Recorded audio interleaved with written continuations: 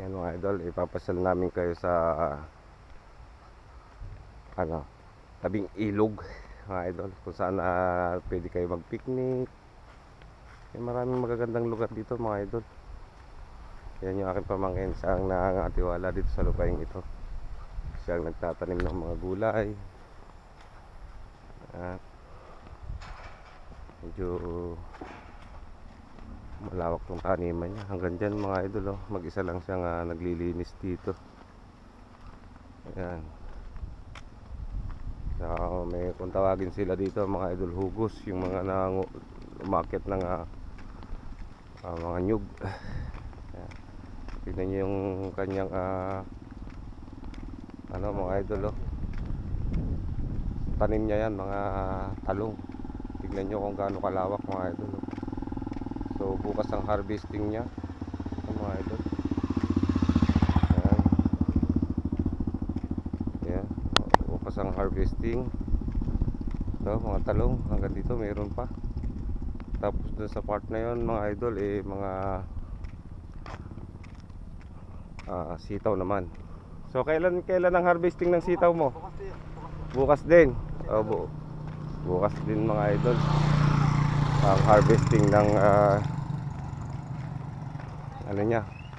Sama na yun, talong at saka sitaw. Ang harvest mo bukas na. O yan nga, ang haba rin ng ano dito nila mga idol. Haba ng gulayan.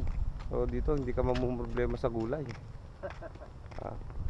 Bigas lang kakailanganin mo rito, buhay ka na. Yan. Ito may mga cottage dito mga idol. Ayan o.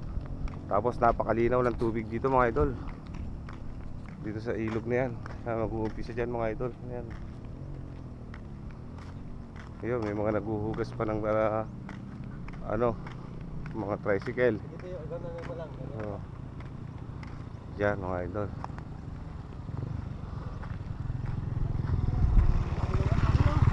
Darating pa mga idol na naguhugas ng mga motor. Yan. Ano, para makalipat doon sa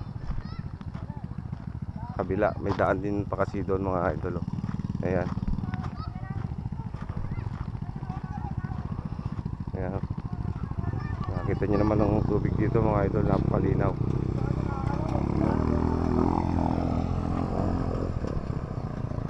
Napakalinaw ng tubig dito mga idol. Sarap dito mag picnic mga idol.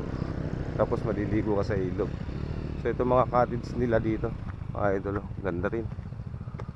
Kaya pwede pa lang mag-ihaw dito. May mga nag-iihaw dito. Ganda ng cottage nila. Ayan o. Ito mga idol. Tapos ayan na yung ilog kung saan pwede kang maligo. Napakalinis. Ayan mga idol. At kung mapapansin nyo, andun yung hanging bridge. Tignan mo, napakaganda mga idol. Ang hanging bridge dito. May mga bata din. Ayan. Napunta. Ayan. Dito kasi walang lamesa yung iba. So ano lang, pagka meron silang mga bisita, saka pa lang nila lalagyan ng lamesa sa mga gusto maligo. May babaan pala dito mga idol. Ayan, sa mga gustong maligo sa ilog. Ayan, napakalinaw ng ilog mga idol. Tapos ito yung hanging bridge na kung saan ay napakasarap pumunta yung mga tanawin dito sa tabing dito sa ilog. Ayan mga idol. Ayan, ang lalakas ng loob ng mga batang to. Ayan mga idol. Subukan natin, titestingin natin na maglakad dito mga idol, kung pwede ba. Ayan kaya lang parang nakakatakot.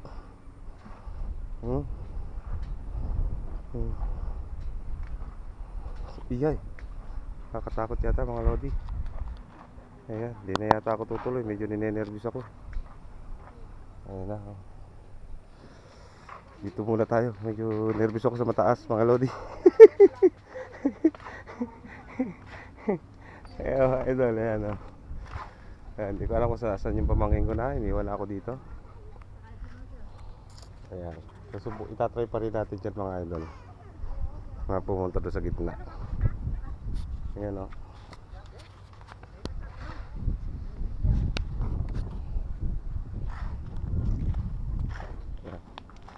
Dito na tayo mga lods. Okay na yan. At meron pa doon mga idol yung napakahabang tulay. Napakahabang tulay. Continue lang natin. Napakahabang tulay. Ayan o. Ang ganda ng lugar dito mga idol. Ang sarap pagpahinga dito kung medyo gusto mong makarelax-relax. Ayan. Ayan. Mga idol. Ayan, napakasarap maligo. Ayan. So dito na lang muna tayo mga lodi. Papasyalan natin mamaya yung bagong tulay na yon mga lodi.